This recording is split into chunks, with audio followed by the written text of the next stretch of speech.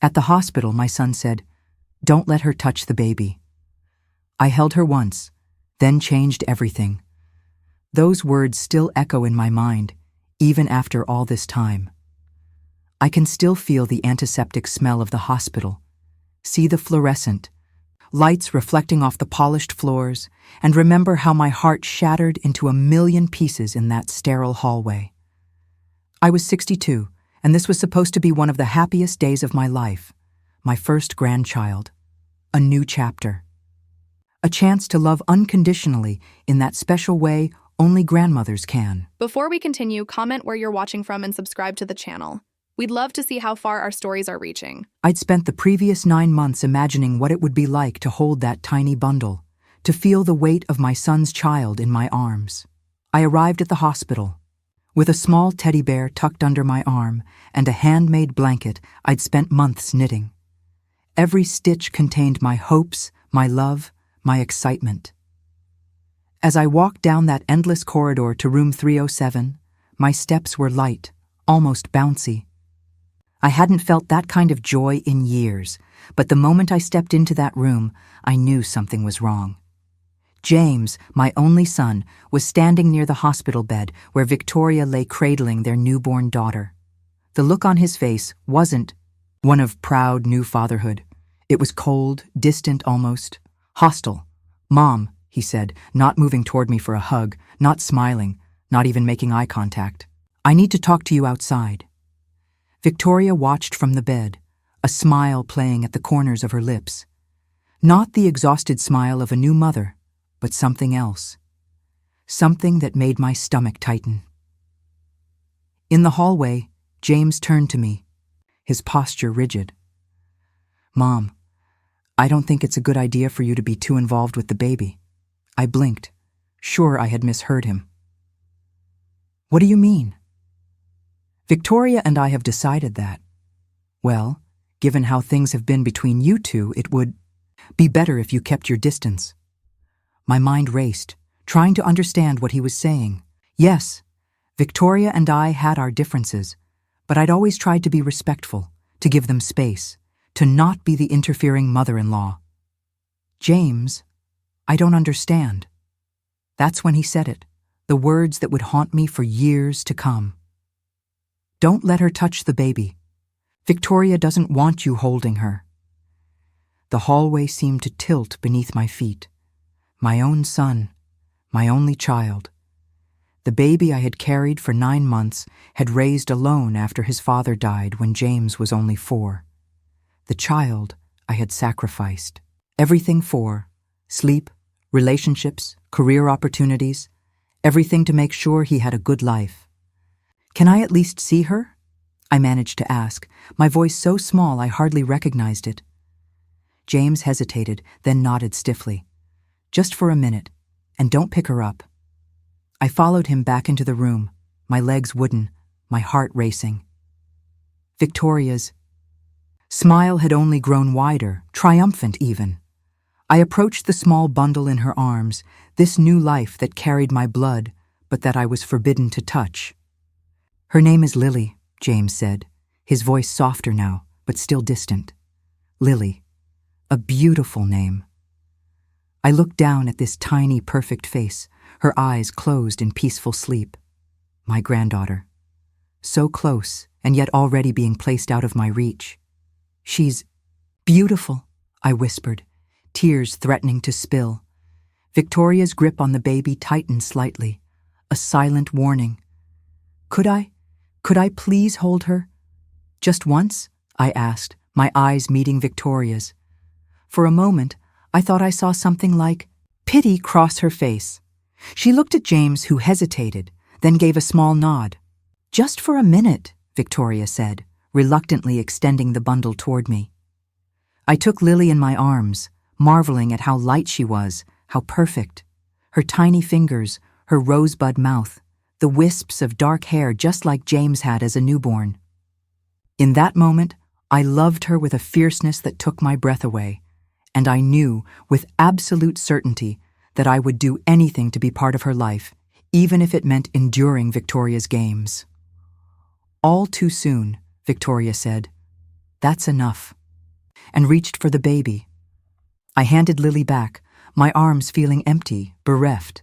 I placed the teddy bear and blanket on the side table, knowing they'd probably never be used. "I should go," I said, unable to bear the tension any longer. Neither of them protested. At the door, I turned back for one last look at my granddaughter. "Congratulations," I said softly. "She's perfect." James nodded, not meeting my eyes. As I walked back down that endless corridor, away from the new life I'd barely been allowed to touch, I felt something inside me break, but also something harden. With resolve, this wasn't the end. Somehow, some way, I would find a path back to my son and granddaughter. I couldn't understand how we had reached this point. James and I had always been close, or so I thought.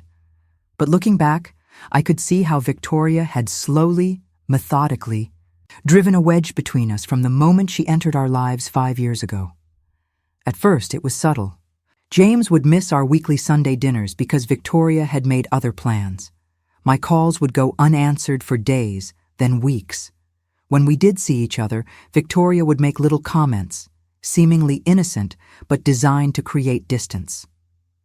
"James tells me you call him every day? That must be comforting for you." "Oh, Martha, you still keep his childhood bedroom exactly the same? That's interesting." And then there were the misunderstandings, things I supposedly said or did that offended Victoria, twisted versions of reality that James somehow believed. Like the time she claimed I criticized her cooking when I had only asked for a recipe. Or when she told James I had made disparaging remarks about her family's wealth, when I had simply commented on how different our backgrounds were. Each incident was minor on its own, but together they formed a pattern designed to isolate James from me. By the time they announced Victoria's pregnancy, we were barely speaking. I had hoped the baby would bring us closer, that becoming a grandmother would somehow reset our relationship. Instead, it had cemented my exclusion. As I drove home from the hospital, tears finally streaming down my face, I wondered if I had lost them forever. The house felt emptier than ever that night. I sat in my rocking chair, the one where I had nursed James as a baby, and let myself grieve. But by morning, something had shifted inside me. I was not going to give up. I was not going to let Victoria erase me from my son's life, from my granddaughter's life. I would need to be patient, strategic, and stronger than I had ever been. I just didn't know then how much strength it would take, or how long the road back to them would be. The week after the hospital incident, I tried calling James 3 times. Each call went straight to voicemail. I left messages, brief, cheerful ones, where I struggled to keep the hurt from my voice. "Just checking in to see how you and the baby are doing. Call when you can." They went unreturned. I sent a package with more baby clothes, a card, and a check. The card came back unopened with "Return to sender" written in Victoria's elegant handwriting. The check was never cashed. I didn't understand how my relationship with my son had deteriorated to this point. As I sat in my garden, pulling weeds, with perhaps more force than necessary, I found myself traveling back in time, trying to pinpoint where it all went wrong. James was just 4 when Robert, my husband, died suddenly of a heart attack. One day we were a complete family, planning a trip to Disneyland, and the next, I was a widow with a confused little boy who kept asking when Daddy was coming home. The grief was overwhelming, but I couldn't collapse under its weight. James needed me. I took on extra shifts at the hospital where I worked as a nurse, moved us to a smaller house, and learned how to be both mother and father. There were moments when I felt like I was drowning, nights when James was sick, when the furnace broke in the middle of winter, when the car wouldn't start and we were already late. But we made it through each crisis together. James was always a sensitive child, intelligent and observant. He noticed when I skipped meals so he could have seconds, when I wore the same clothes year after year so he could have new school supplies. By the time he was a teenager, he had become protective of me. "You work too hard, Mom," he'd say, taking the laundry basket from my hands, or insisting on mowing the lawn even after a long day at school. When he was accepted to college, the first in our family to go, I couldn't have been prouder. I helped him move into his dorm, made his bed with fresh sheets, and left a care package in his desk drawer. When I hugged him goodbye, he whispered, "I'm going to make you proud, Mom. I'm going to make everything worth it." And he did. He graduated with honors, got a good job at an engineering firm, and bought his first house by 30. We had dinner together every Sunday, spoke on the phone several times a week, and spent holidays together. He was not just my son, but my friend, my family, my world. Then he met Victoria. They were introduced at a work function. Victoria's father owned the firm where James worked. She was beautiful, polished, and from a world very different from ours. The daughter of wealth, she had attended private schools, spent summers in Europe, and had never wanted for anything material. She was smart and charming when she wanted to be, though there was always something calculating in her eyes that made me uneasy. The first time James brought her to meet me, I tried so hard to be welcoming. I cleaned the house from top to bottom, prepared her favorite foods, according to James, and even bought new dishes for the occasion. I wanted so badly for her to like me, to see that although we didn't come from the same background, our home was filled with love. Victoria arrived. In designer clothes, her smile tight as she took in my modest home. She accepted my embrace stiffly and examined everything with a critical eye. During dinner, she asked questions about our background, our family history, each one subtly highlighting the differences between her world and ours. "And you've lived in this house since James was a child? How? Cozy. You work at County General? My father makes donations there. Perhaps you've benefited from the new wing he funded." James didn't seem to notice the condescension in her tone. He was besotted, hanging on her every word, eager for my approval. And I gave it, not because I liked Victoria, but because I loved my son. If she made him happy, I would find a way to accept her. But acceptance wasn't enough for Victoria. She didn't want to join our family. She wanted to replace it. The changes were gradual, but persistent. Our Sunday dinners became less frequent. "Victoria's parents have invited us to their country club," James would say, or "Victoria has tickets to the symphony." Always said with apologies, but the message was clear. Victoria's world was more important, more valuable than ours.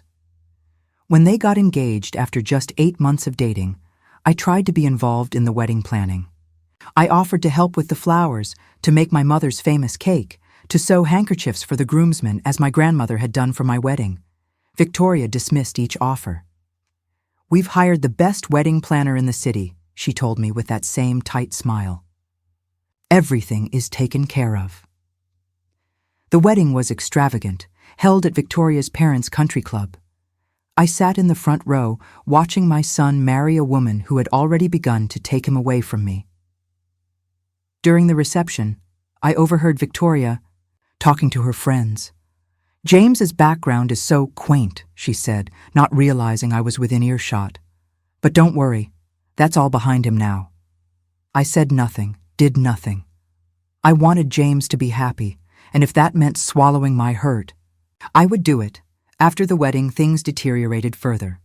They bought a house in Victoria's parents' neighborhood, an elegant Tudor-style home that made my little ranch house look like a shack in comparison. When I visited, Victoria made it clear I was a guest, not family.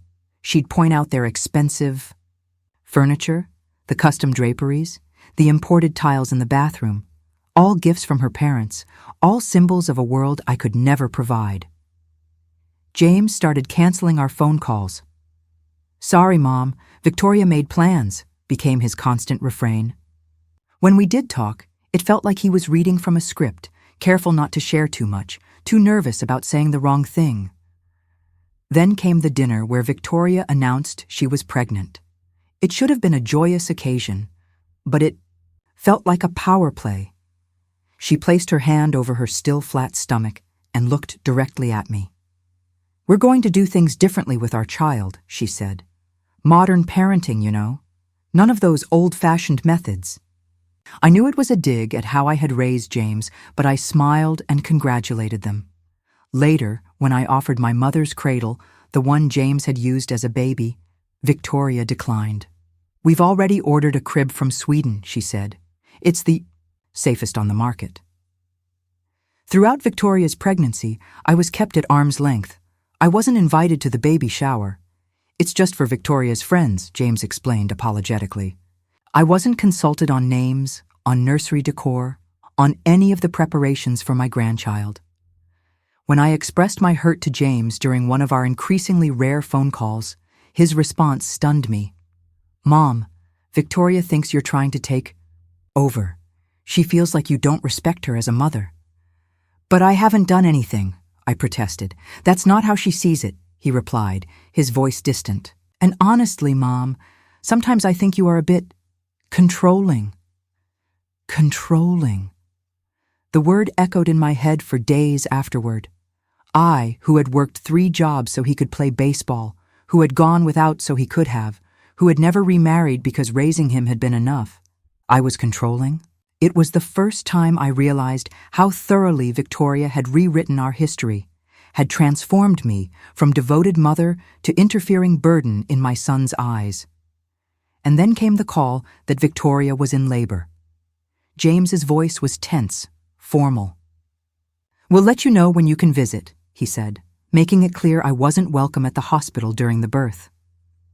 I waited by the phone for hours, until finally the message came. "Baby girl, 7 pounds, 4 ounces, both doing well." No name, no picture, no invitation to visit.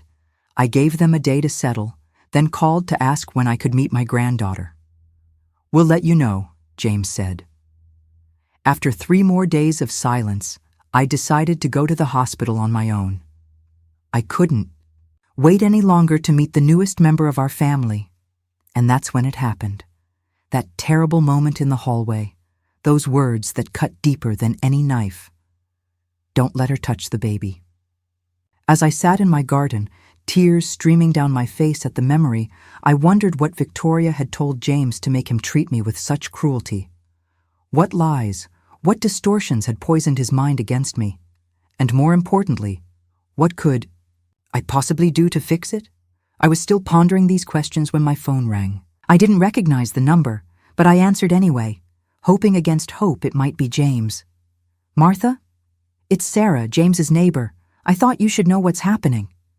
My heart raced as I listened to what she had to say, never imagining the events her call would set in motion or how completely they would change all of our lives. "Martha, it's Sarah, James's neighbor. I thought you should know what's happening." Those words sent a chill through me.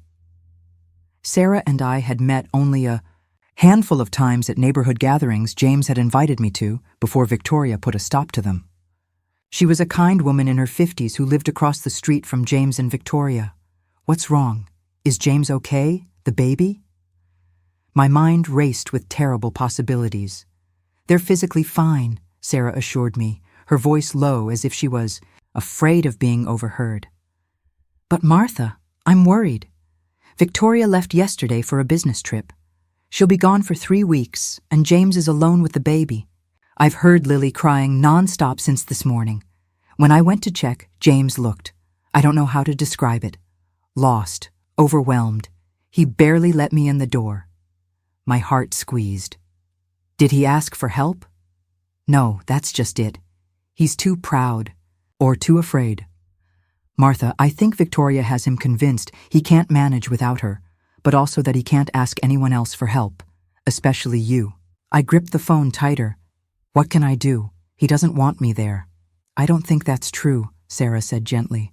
"I think he needs you desperately, but has been told he shouldn't. Martha, I've seen how Victoria treats him when she thinks no one is watching. The way she speaks to him belittles him. It's not right." The anger I'd been suppressing for years flared. I had suspected Victoria's controlling behavior, but had never had confirmation from an outside observer. "What should I do?" I asked, already knowing I would do whatever it took to help my son and granddaughter. "Just come," Sarah urged. "The worst. He can do is turn you away, but I don't think he will. Not now." I thanked her, hung up, and sat motionless for several minutes. If I went to James's house uninvited, I risked cementing the rift between us. But if I didn't go, and my son and granddaughter were suffering, there really was no choice. I arrived at James's house 2 hours later, my car packed with home-cooked meals, baby supplies, and a heart full of trepidation. The elegant Tudor home looked immaculate from the outside, but as I approached the front door, I could hear Lily's desperate cries. I rang the bell and waited, my breath held. No answer. I rang again, longer this time. Finally, the door swung open, and I barely recognized the man standing before me. James looked like he had aged years in the week since I'd seen him at the hospital. His hair was unwashed, his eyes hollow with exhaustion. He wore a stained t-shirt, and the sour smell of spit-up clung to him. In his arms, Lily wailed inconsolably, her tiny face red with the effort. "Mom?" He blinked, as if unsure I was really there. "What are you doing here?" "I heard you might need some help," I said simply, not mentioning Sarah. "May I come in?" He hesitated, and for a terrible moment I thought he might refuse. Then Lily let out another piercing cry, and his shoulders slumped in defeat. "I don't know what's wrong with her," he admitted, stepping back to let me in. "She won't stop crying. She won't sleep. I don't think I'm doing this right." The inside of the house was a stark contrast to its perfect exterior. Dirty dishes filled the sink. Laundry was piled on the couch, and the air smelled of stale milk and diapers. This wasn't the immaculate home Victoria maintained. This was the dwelling of someone drowning. "When did you last sleep?" I asked, setting my bags down. James shook his head. "I don't know. Yesterday? The day before? The nights and days are blurring together." "Let me take her," I offered, holding out my arms. He hesitated again, Victoria's command echoing between us. "Don't let her." "Touch the baby, please, James," I said softly. "Let me help you." Slowly, reluctantly, he transferred Lily to my arms. The moment I held her against my chest, a sense of rightness washed over me.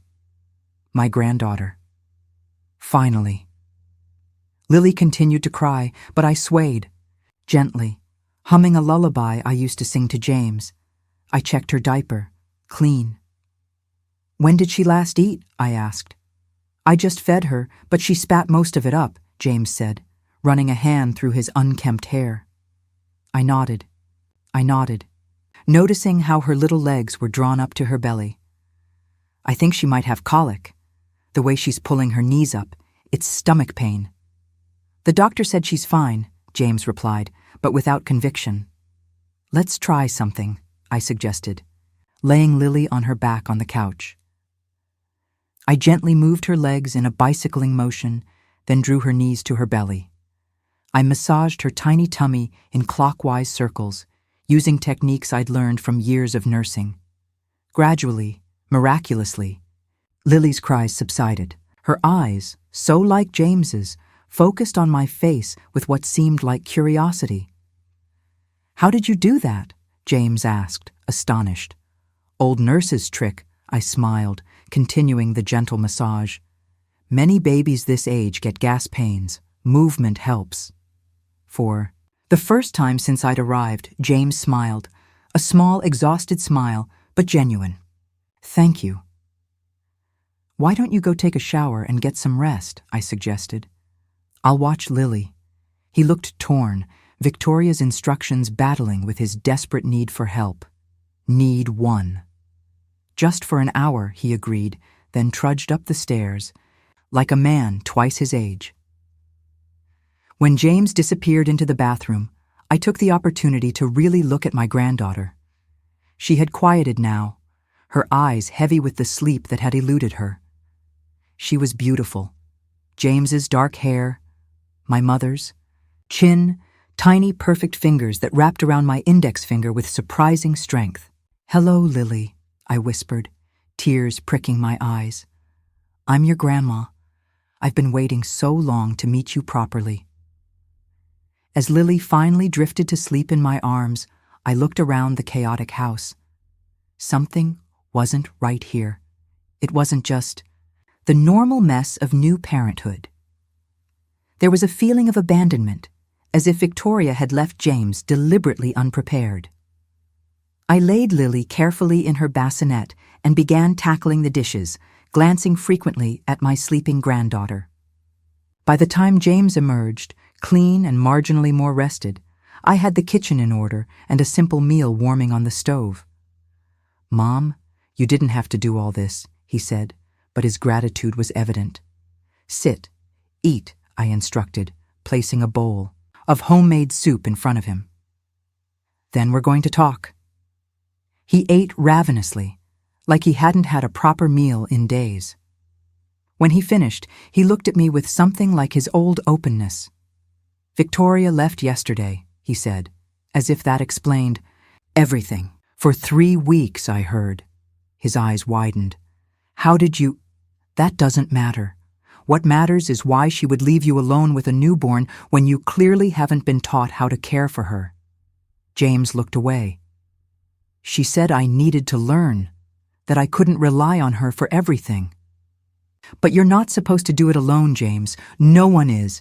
That's why families exist." He swallowed hard. "She said I shouldn't call you, that you would take over and undermine her parenting choices." The cruelty of it took my breath away. Victoria had intentionally isolated James, left him floundering, and forbidden him from seeking the one person who would unhesitatingly help. "James," I said carefully, "I need to ask you something, and I need you to be honest. Is this the first time Victoria has controlled you like this? Is this the first time Victoria has controlled you like this?" My question hung in the air between us. James stared at his empty bowl, his fingers tracing the rim absently. The silence stretched so long I thought he might not answer. "No," he finally whispered, the word barely audible. My heart ached for my son, but I kept my expression neutral. This moment was too fragile, too important to react with the anger building inside me. "How long has it been happening?" I asked gently. James rubbed his face, exhaustion etched in every line. "Since the beginning, I guess, but it was subtle at first. She'd make suggestions that weren't really suggestions. She'd get upset if I didn't do things her way." He glanced toward the stairs, as if worried Victoria might appear despite being thousands of miles away. "After we got married, it got worse. She controlled our finances, our social life. She'd check my phone, question me about every call or text." "Why didn't you tell me?" I asked, though I already knew the answer. "She convinced me you were the problem, that you were trying to control me too, that I needed to break free from your influence." He looked at me then, his eyes red-rimmed. "She'd twist things you said, tell me you'd made comments about her behind her back. I believed her because, why would she lie?" "Oh, James." I reached across the table and took his hand. To my relief, he didn't pull away. "I feel so stupid," he said, his voice breaking. "I've been such a terrible son." "No," I said firmly. "You're not stupid, and you're not terrible. Victoria is. Manipulative. People like her are experts at isolation and control. It's not your fault." As if on cue, Lily began to fuss in her bassinet. James started to rise, but I squeezed his hand. "Let me," I said, and this time he didn't hesitate to nod. I scooped up Lily, checking her diaper and finding it wet. "Where are the changing supplies?" James pointed to a basket near the bassinet, and I efficiently changed Lily while continuing our conversation. "What happened before Victoria left? Why did she go on a business trip with a newborn at home?" James watched me handle Lily with practiced ease, a mix of gratitude and shame on his face. "She said it was an emergency. Her father needed her for some acquisition deal. But—" He trailed off, then squared his shoulders. "But I think she just wanted to prove a point, to show me I couldn't manage without her." I finished changing Lily and cradled her against my shoulder, patting her back gently. "And what about at the hospital? Why did you tell me not to touch Lily?" Pain flashed across his face. Victoria said you'd been talking to her friends, criticizing her parenting choices. Before Lily was even born, she showed me texts from her friends confirming it. She said you were jealous and would try to turn Lily against her. I was exhausted, confused. I just wanted peace. I shook my head, keeping my voice calm despite my roiling emotions. James, I've never spoken to Victoria's friends. I wouldn't know how to contact them even if I wanted to. I realize that now, he said, looking thoroughly defeated. I've found other texts on her phone, things she said about me to her friends, about how she's managing me. Mom, I think she's been lying about a lot of things. Lily burped against my shoulder, and I smiled despite the seriousness of the conversation.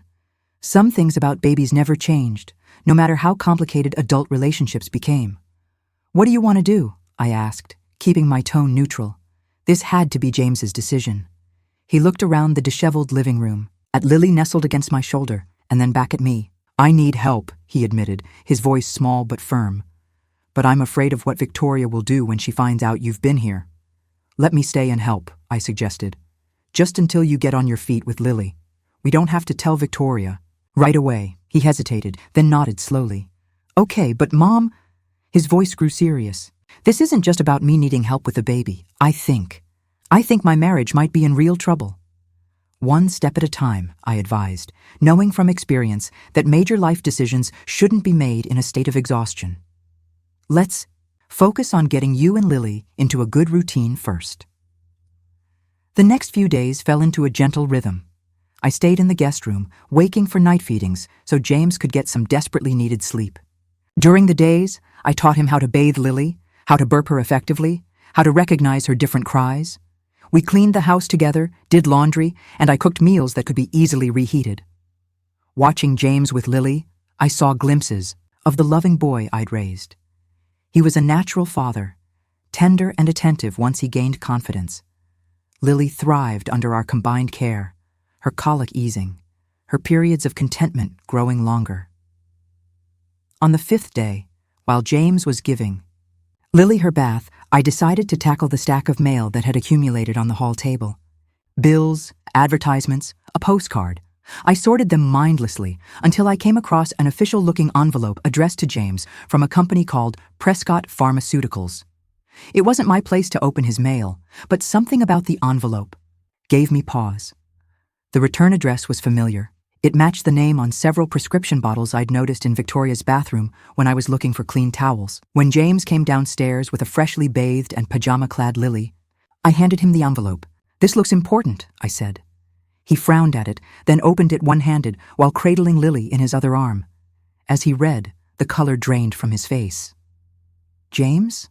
What is it?" "It's a receipt," he said slowly. "For Victoria's medication. But I don't understand. Insurance should have covered this."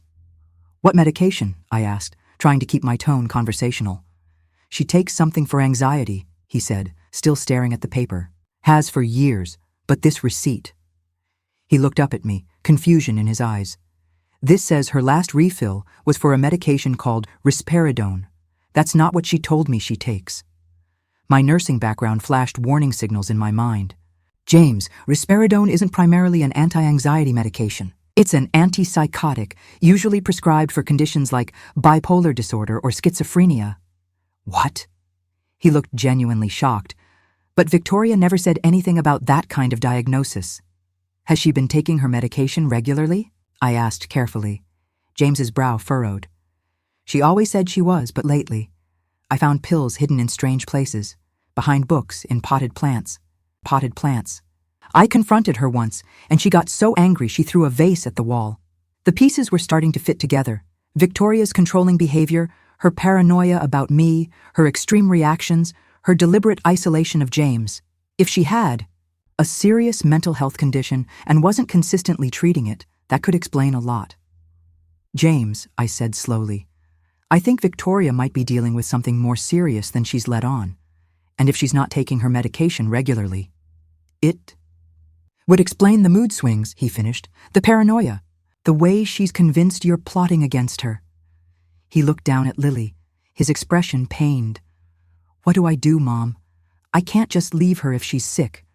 But I also can't let Lily grow up in this environment. I can't let Victoria control and manipulate me anymore. Before I could answer, James's phone chimed with a notification. He shifted Lily to check it, and his face went pale again. "It's Victoria," he said, his voice tight. "She's coming home early. She'll be here tomorrow." "Tomorrow?" I echoed, my stomach dropping. "That's sooner than expected." James nodded, his eyes fixed on the phone screen. "Her message says the deal closed early. She's catching the red-eye tonight." Lily stirred in his arms, sensing the sudden tension. I reached out instinctively, and James handed her to me without hesitation, a wordless exchange that spoke volumes about how far we'd come in just a few days. "What do you want to do?" I asked, gently swaying to keep Lily calm. "Do you want me to leave before she gets back?" James paced the living room, conflict evident in every line of his body. "If you're gone when she returns and she discovers you were here, she'll be furious. If you're still here." He trailed off, the unspoken consequences hanging in the air. "We could tell her the truth," I suggested. "That you needed help with Lily and called me." He shook his head. "You don't understand how she gets when she's angry, Mom, especially if she thinks someone has defied her." A chill ran through me at his words. This wasn't just about controlling behavior. There was fear in my son's voice. "James," I said carefully, "has Victoria ever been physically aggressive with you?" He didn't answer immediately, which was answer enough. "Not directly at me," he finally said, "but she's thrown things, broken things. When she's in one of her rages, it's like she becomes someone else." I held Lily closer, protective instincts flaring. "James, this isn't just unhealthy. It could be dangerous, for you and for Lily." "I know," he admitted, his voice barely audible. "I've been ignoring it, making excuses. But seeing how peaceful things have been with you here, how much better I feel. How happy Lily is." He straightened his shoulders. "I don't want to live like this anymore, Mom. I don't want Lily growing up thinking this is normal." Pride swelled in my chest at his courage. "What do you need from me?" "Stay," he said, decisively. "When Victoria gets here, we'll face her together. I need to confront her about the medication, about the lies, about everything." "Are you sure?" I asked, although I already knew I wouldn't leave him to face this alone. "Yes," he said, more confident than I'd seen him in years. "It's time for the truth." We spent the rest of the evening preparing, not just the house, but ourselves. James called a lawyer friend for advice. I contacted a therapist I knew who specialized in family crisis intervention. We documented the hidden pills, the receipt for medication, and James wrote down specific instances of Victoria's controlling and threatening behavior. "What about Lily?" I asked as we finished our preparations. "If Victoria becomes volatile." "Sarah agreed to take her," James said. "I already texted her. She'll come get Lily as soon as Victoria's car pulls up tomorrow." I nodded, relief and sadness mingling. It was the right decision to protect Lily, but the situation was heartbreaking nonetheless. That night, I lay awake in the guest room, listening to the quiet house, to Lily's occasional soft noises through the baby monitor. I thought about Victoria, about mental illness, about how someone could need help but refuse to accept it. I thought about James, how he'd been manipulated and isolated, and how much courage it would take to stand his ground tomorrow. Morning came too quickly. We moved through our routine with Lily, feeding, changing, playtime, with a tense awareness that each peaceful moment might be our last for a while. When Sarah came to take Lily, James held his daughter for a long moment, whispering promises in her tiny ear before reluctantly handing her over. We sat in the living room afterward, the house eerily quiet without Lily's presence, waiting. James had texted Victoria that we needed to talk when she arrived, that it was important. She hadn't responded. When we finally heard the car in the driveway, James took a deep breath and squeezed my hand. "Whatever happens, Mom, thank you for being here, for showing me what healthy love looks like." I blinked back tears. "Always, James. Always." The front door opened, and Victoria stepped inside, impeccably dressed despite her overnight flight, her expression shifting from neutral to thunderous when she saw me sitting beside her husband. "What is she doing here?" she demanded, dropping her designer luggage on the floor with a thud. James, I thought I made myself clear about her involvement with our family. What is she doing here? Victoria demanded, her voice sharp enough to cut glass. And where is Lily? James stood, his posture straight, determined. Lily is with Sarah. She's safe, and Mom is here because I asked her to come. Victoria's perfectly manicured hand tightened around her purse strap. You went behind my back? After everything I told you about her? That's what we need to talk about, Victoria, James said, his voice calm but firm. The things you've told me, about my mother, about yourself, I've discovered many of them aren't true. Her expression flickered between confusion and anger. What are you talking about? James picked up the medication receipt from the coffee table. Let's start with this. You told me you were taking anti-anxiety medication, but this is for risperidone, an antipsychotic. You've been lying about your diagnosis, haven't you? Victoria's face paled, then flushed with anger. You went through my things? How dare you?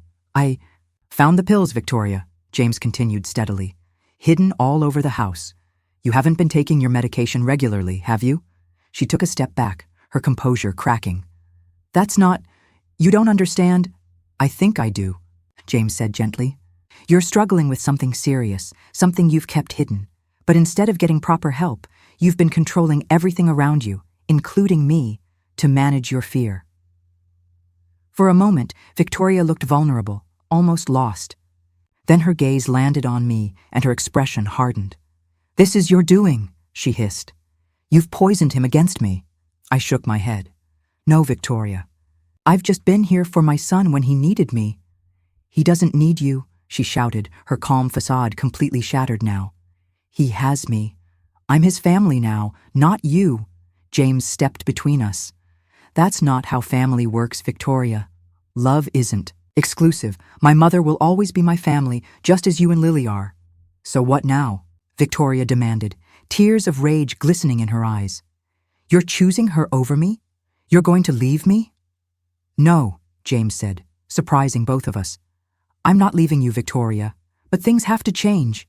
You need help, real help. And I need to be a whole person again, not just someone who follows your rules out of fear. Victoria stared at him, then at me, her breathing rapid and shallow. I can't. I don't. Her words disintegrated into a sob, and she sank onto the entryway bench, her shoulders shaking. James knelt in front of her. I know you're scared. I know you're struggling, but you don't have to face it alone. Your parents will take your side, she whispered. They've always hated me. That's not true, James assured her. They want what's best for all of us, including you. But we need honesty, Victoria. Complete honesty. Watching them, I saw the complexity of the situation with new clarity. Victoria wasn't just a villain in our story. She was a woman fighting her own demons, using control as a shield against her fear. It didn't excuse her behavior, but it helped me understand it. Victoria, I said gently, I've never hated you. I've been hurt by your actions, yes, but I've always wanted James to be happy. If you truly love my son and granddaughter, then we want the same thing.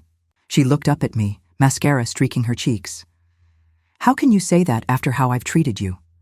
Because that's what family does, I said simply. Real family supports each other through the hardest times, even when it's painful.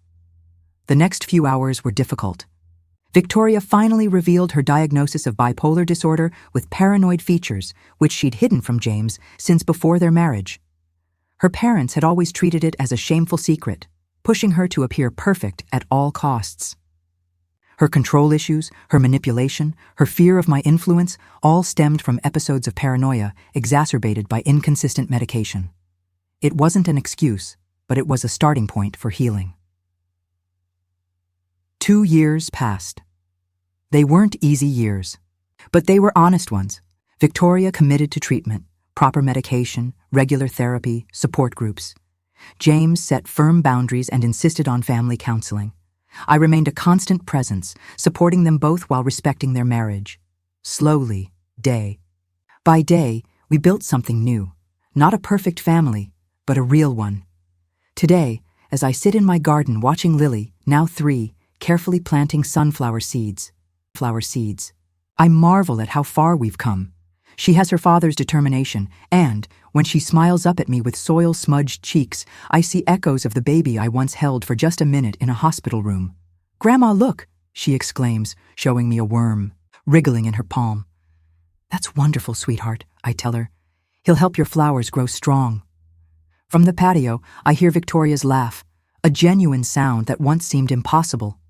She and James are setting up for our weekly family dinner, their movements around each other easy now, respectful. We're not perfect. Victoria still has difficult days. James and I are still healing old wounds. But the bond between us, this messy, complicated, beautiful family bond, has proven stronger than the forces that once threatened to break it. When Lily runs to me with outstretched arms, I lift her up, breathing in her sweet child scent, remembering that hospital day when I thought, I might never have this. I hold her close, this precious girl who once changed everything, and I'm grateful, not just for second chances, but for the courage it took for all of us to fight for them, for the truth that set us free, for the love that, despite everything, remained unbreakable.